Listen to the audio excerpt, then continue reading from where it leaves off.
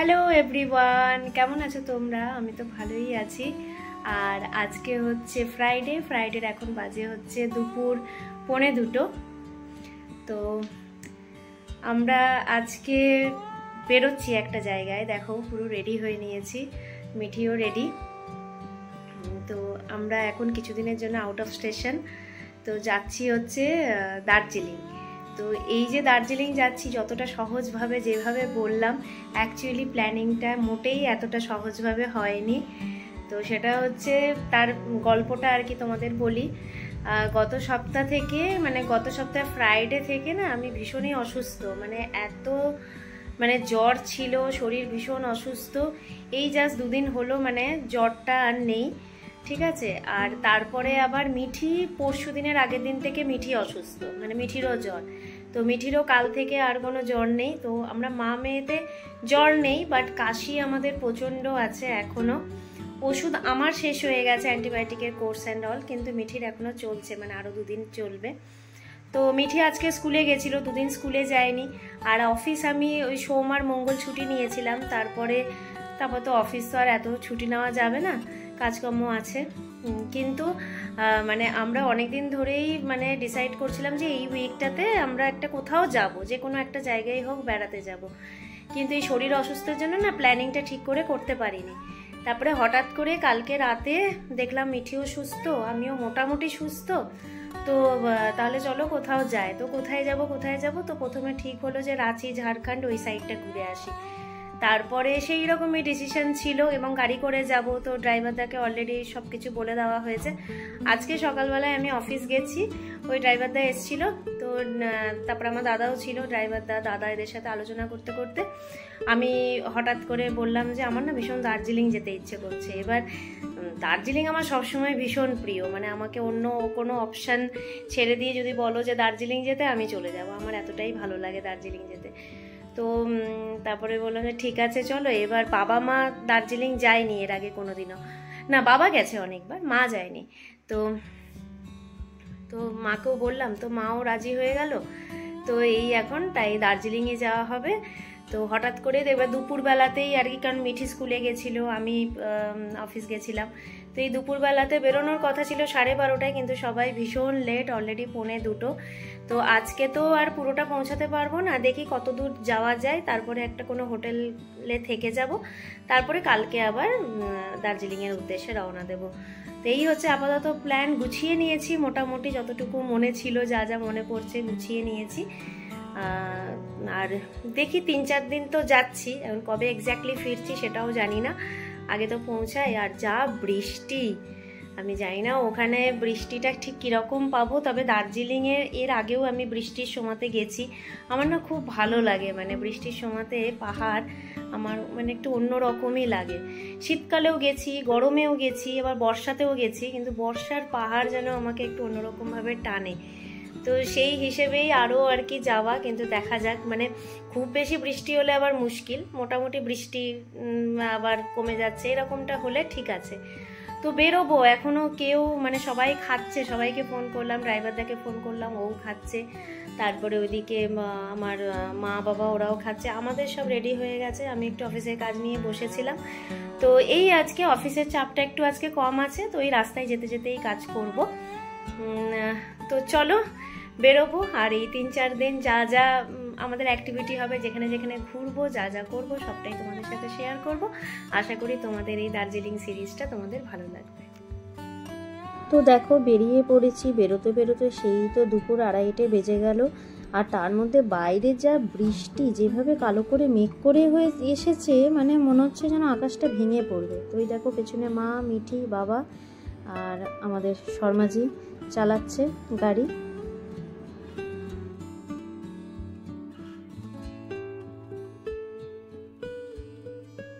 Way to Darjeeling, ইয়ে বর্ষায় দার্জিলিং আমার তো খুব ফেভারিট।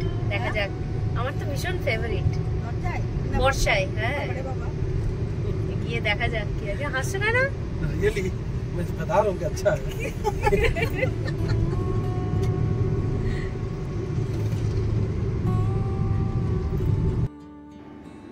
তো দেখো যত এগোচ্ছি তোমরা যদি ক্লিপগুলো লক্ষ্য করো তাহলে দেখবে আমরা বেরোনোর সময় যেভাবে বৃষ্টি পেয়েছি, মানে একটু ভয়ই পাচ্ছিলাম যে এত বৃষ্টিতে কিভাবে যাব, কিন্তু যত আমরা নর্থের দিকে এগোচ্ছিলাম তত বৃষ্টির কোনো চিহ্নই নেই। ইনফ্যাক্ট মুর্শিদাবাদ, নদিয়ার এই কৃষ্ণনগর ওইসব সাইড থেকে মুর্শিদাবাদ, মালদা কোনো বৃষ্টি নেই। তোমরা যদি লক্ষ্য করো ক্লিপগুলোতে দেখো পুরো জানলা দিয়ে মানে রোদ ঢুকছে এরকম, মানে একটা সময় মনে হচ্ছিলো জানলার রোদটা কি করে আটকাবো। তো এই মাঝে একটা জায়গায় আমরা দাঁড়িয়েছিলাম, এইটা মোস্ট প্রবাবলি কৃষ্ণনগরের আশপাশটাই হবে। তো এইখানে আমরা ওই চা খাবো, তখন বিকেল ওই 4:30 বাজে। তো চা খাবো বলে দাঁড়িয়েছি, আর টুকটাক না কিছু জিনিস নিয়ে নিয়েছিলাম, যেমন ওই ধরো চানাচুর, একটু মটর ভাজা, মুগ ডাল ভাজা, এগুলো নিয়ে নিয়েছিলাম যাতে রাস্তায় মানে যেতে আর কি কাজে লাগে। আর ওই দেখো মিঠিকে দেখছো এক ডাব্বা সেই ওই পালস যে চকলেটগুলো আছে না সেইগুলো নিয়ে উঠেছে। যদিও আমাদের প্রত্যেকের খুব প্রিয়, আমরা মাঝে মাঝেই একটা করে পালস মুখে দিই আর মানে জার্নি করি। তো এইখানে এইসব চাটা খাওয়ার পরে তো আমরা তারপরে আবার রওনা দিলাম। তারপরে পুরো গাড়ি চলেছে একদম টানা ফরাক্কা অবধি। তো এইখানে দেখো তোমরা যদি লক্ষ্য করো এই ক্লিপটাতে আকাশটা দেখেছো কি সুন্দর লাগছে, মানে আমি এই ক্লিপটা না নিয়ে পারিনি, এত সুন্দর লাগছে। আর আমার জানো তো পার্সোনালি আমি যখন কোনো জায়গায় যাই আমার না এই জার্নিটা বেশি ভালো লাগে রাদার দ্যান দ্য ডেস্টিনেশন তো অবশ্যই খুব সুন্দর, কিন্তু এই যে জার্নিটা যেটা করছি এইটা আমার ভীষণ ভালো লাগে। ইনফ্যাক্ট আমি এটাও মনে করি আমাদের জীবনেও দেখবে যখন আমরা কোনো কিছু একটা অ্যাচিভ করার জন্যে শুরু করি, তার জার্নি যখন শুরু করি, অ্যাচিভ যখন সেটা করে গেলাম তখন তো সেটার একটা আলাদা আনন্দ তো আছেই, কিন্তু তার পেছনে যে জার্নিটা থাকে, তার পেছনে যে স্ট্রাগলটা থাকে বা যাই থাকে, সেই জিনিসটা কিন্তু দেখবে আমাদের লং টার্ম মেমোরিতে কিন্তু সেটা আমাদের থেকে যায়। মানে যখন আমরা পরের দিকে কোনো সময় যদি ডিমোটিভেট হই বা হয়তো ভাবছি কোনো জিনিস, সেই কোনো একটা জিনিস নিয়ে, তখন দেখবে ওই জার্নিটা মানে ওই স্ট্রাগলটা, ওই জিনিসটা অ্যাচিভ করার জন্য যে স্ট্রাগলটা, সেইটা দেখবে আমাদের কিন্তু সবসময় মোটিভেট করে। তো সেটাই আর কি, একটা গান আছে না যে সফর খুবসুরত হ্যায় মঞ্জিল সেভি, তো ব্যাপারটা হচ্ছে তাই, সফরটাই বেশি ভালো লাগে আমার রাদার দ্যান দ্য ডেস্টিনেশন। তো এই দেখো আমরা ফরাক্কা দিয়ে পার হচ্ছি, ফরাক্কাটা জাস্ট ক্রস করে আমাদের এটা প্ল্যানেই ছিল যে ফরাক্কা ক্রস করেই আমরা একটা জায়গায় দাঁড়াবো এবং এখানে আমরা ডিনারটা সেরে নেব, কারণ এরপরে আমাদের কোথাও একটা স্টে করে যেতে হবে, কারণ এখন এইখানে 10টা মতো বাজে। তো আমি একটু চিকেন রান্না করে নিয়ে গেছিলাম আর মা রুটি আর একটু মাছ করে নিয়ে গেছিলো, কারণ মা যেহেতু চিকেন খায় না তো মা মাছ করে নিয়ে গেছিলো। তো এখানে আমরা দাঁড়িয়ে ওই ডিনারটা সেরে ফেললাম, টয়লেট যা যা করার, ফ্রেশ হওয়ার সব কিছু করে নিয়ে এরপরে আরও 1 ঘন্টা গাড়ি চলেছে, আমরা মালদাতে গিয়ে এক জায়গায় মানে রাত্রি স্টে করেছি। তো এই দেখো এখানে শর্মাজিকে আমি নিয়েছি, শর্মাজি দেখো দেখাচ্ছে যে তোমরা কি চিকেন খাবে, চিকেনটা খুব ভালো হয়েছে। তাই আমি বলছি এটা আবার কি, কেমন হয়েছে সেইটা বলো। শর্মাজিকে আমি যখনই ক্যামেরাতে নিই শর্মাজি কিছু একটা স্পেশাল ডায়লগ দেওয়ার চেষ্টা করে। গুড মর্নিং, আজকে হচ্ছে স্যাটারডে এখন কটা বাজে? 7:18। আমরা এইবার বেরোচ্ছি, আর কালকে রাতে আমরা মালদাতে এক জায়গায় স্টে করে গেছিলাম। আজকে এইখান থেকে আজকে এইখান থেকে আমরা যাব হচ্ছে দার্জিলিং। টাইম লাগবে বেশ অনেকক্ষণ, 7-8 ঘন্টা দেখাচ্ছে, তার মধ্যে মাঝে রাস্তায় ব্রেক নেবো যাই হোক বেরোই। রাস্তার জার্নিটাই বেশি ভালো লাগে, তাই না? আমার তো ভীষণ ভালো লাগে রাস্তার জার্নিটা। শর্মাজি কেমন কালকে রাত্রে ঘুম হয়েছে?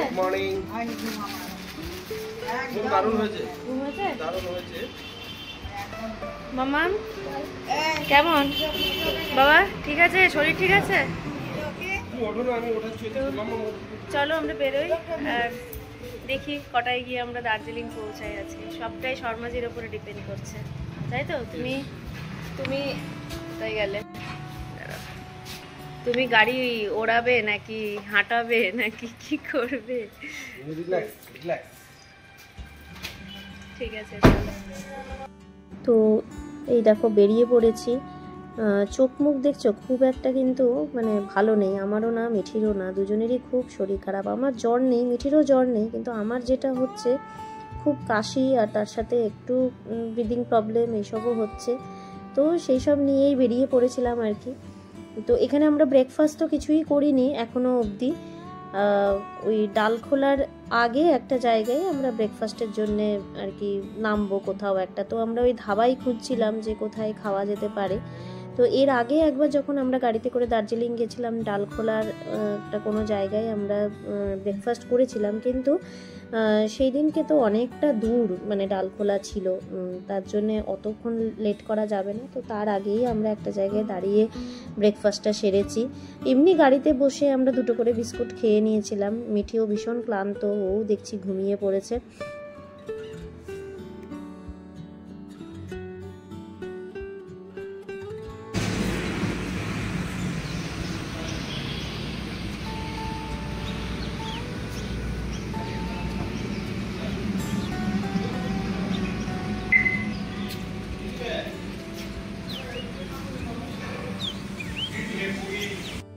কি রোদ এখানে।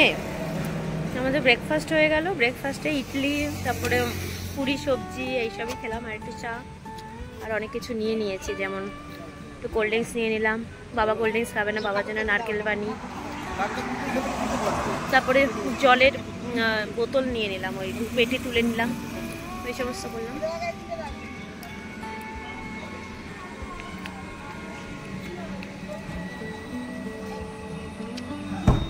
ইয়েটা কিন্তু ভালো, মানে এই ধাবাটা কিন্তু বেশ ভালো, খেলাম এই ধাবাটা কিন্তু বেশ ভালো, মানে একদম পরিষ্কার পরিচ্ছন্ন, বাথরুম টাথরুমও পরিষ্কার, আর ওই পুরি সবজি বা ইডলি খেলাম, ভালোই লাগলো, কিন্তু খুব সুন্দর, পরিষ্কার পরিচ্ছন্ন, বাথরুমও পরিষ্কার। So now second round journey. কত কিছু নিয়ে বসেছিস, ওই দেখো,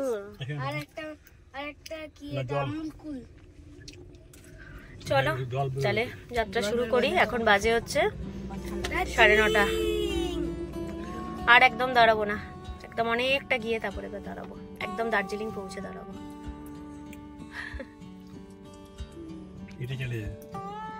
আরে শর্মাজি এত লেট করে, শর্মাজি শেষ হচ্ছে না, শর্মাজির কাজ, গরমে ঘেমে গেলাম। আমরা এখন একটা পেট্রোল পাম্পে একটু দাঁড়িয়েছি, লোকে একটু ফ্রেশ ট্রেশ হতে গেছে, আর আমি পুরো সিটটাকে কাট করে দিয়েছি, একটু শুয়েছি। দেখ মা কোথায়, মা শুয়ে পা তুলে দিয়েছে, মিটি বাইরে একটু খেলে খেলে বেড়াচ্ছে। এখনো হোটেল অব্দি 3.5 ঘন্টা।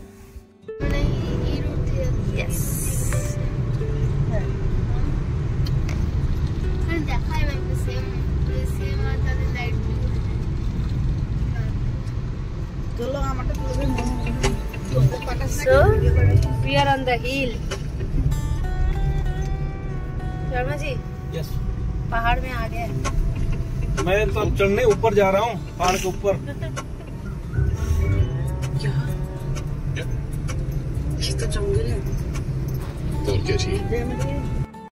তো ব্যাস দূরে পাহাড় দেখা যাচ্ছে, পাহাড় দেখে তো মানে মনটা একেবারে সাথে সাথে খুশিতে ভরে গেল। এইটাই দেখবার জন্যে আসা, যে এই বর্ষায় পাহাড়, মেঘে ঢাকা পাহাড় আমার যে এত ভালো লাগে কি আর বলবো। তো আর এই রাস্তাটাও আমার খুব ভালো লাগে, দেখবে দার্জিলিং বা কার্শিয়াং যাওয়ার আগে মানে পাহাড়ে ওঠার আগে যে রাস্তাটা, সেটা আমার খুব ভালো লাগে। আর এই যে ভিউটা দেখছো, এটা হচ্ছে আমরা একটা জায়গায় হোটেলে দাঁড়িয়েছিলাম মোমো খেতে, সেই হোটেলের পেছনের ভিউটা। আর মেঘ, আমরা একটু মোমো খেতে নেমেছি, বললাম যে পাহাড়ে ওঠার আগে একটু মোমো খেয়ে একটু উদ্বোধন করে, মোমো উদ্বোধন করে তারপরে যাই। কিন্তু এই মানে যে এখানটায় খেতে এসেছি, এই রেস্টুরেন্টের পেছনটা কি দারুণ, কি সুন্দর লাগছে। চলো, হয়ে গেছে মনে হয়। তো এই দেখো 1 plate chicken momo, 1 plate veg momo order দিয়েছিলাম। মা যেহেতু চিকেন খায় না, ভেজটা খাবে, ওই সবার দুটো দুটো করেই হয়েছিল।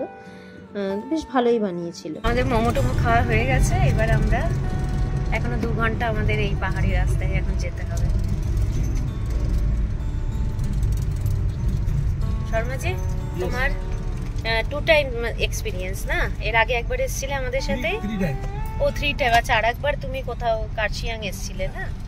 সেটা তো অনেক বছর আগে। যাই হোক, দেখো রাস্তা, দেখো একই জায়গা রাস্তা খাড়া আছে, কিন্তু এই রাস্তাটা বহুত খাড়া আছে। Continue on Matigra, Kurseong Road for 7 kilometers.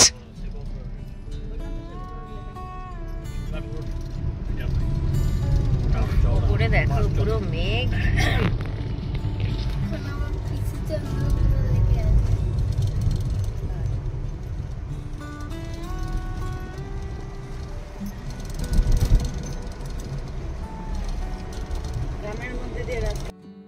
রাস্তায় যেতে যেতে না আমরা এরকম 2-1টা ওয়াটারফল দেখতে পেয়েছি, কিন্তু সবগুলোর ভিডিও ক্লিপ নেওয়া হয়নি। আর তোমরা যদি রাস্তাটা লক্ষ্য করো, দেখো এখন কিন্তু মোটামুটি পরিষ্কার রাস্তা দেখা যাচ্ছে, কিন্তু যত উঁচুতে উঠেছি প্রচণ্ড মেঘে আর কি ঢাকা চারিদিক, চারপাশ তো কিছু দেখাই যাচ্ছে না। আর গাড়ি থেকে জাস্ট 1-2 মিটার অবধি দেখা যাচ্ছে, আর সামনেটা পুরো সাদা সাদা ক্যানভাসের মতো চারিদিকটা। মানে এইটাই দেখবো বলে, এটাই অনুভব করব বলে এই বর্ষায় পাহাড়ে ছুটে আসা। আর আমি 2024-এ একবার এসেছিলাম, তখন সেটা ছিল মে মাস, এবং তখনও এরকম বৃষ্টির সময়ই ছিল, কিন্তু তখন আমি যখন দেখেছিলাম না, আমার এত ভালো লেগেছিল। তাই এইবারে যখন কোথাও একটা বেড়াতে যাব, এরকম যখন প্ল্যানিং চলছে, তখন কোথাও একটা মাথার মধ্যে কিন্তু আমার ঘুরছিল যে না, দার্জিলিংটা গেলে মনে হয় ভালোই হয়।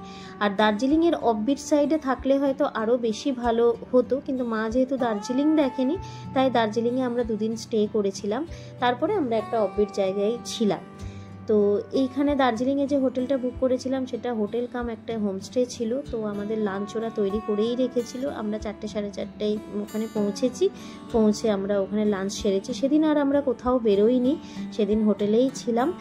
তারপরের দিন আমরা দার্জিলিংটা ঘুরেছি। তো সেই সিরিজটা তোমাদের সাথে আমি পরের ব্লগে শেয়ার করব। আপাতত এই 2 দিন জার্নি করে আমরা দার্জিলিং পৌঁছালাম, এবং এই ব্লগটা তোমাদের কেমন লাগলো আমাকে জানিও। আর পরের ব্লগে তোমাদের সাথে আবার দেখা হচ্ছে। ততক্ষণের জন্য টাটা, বাই বাই।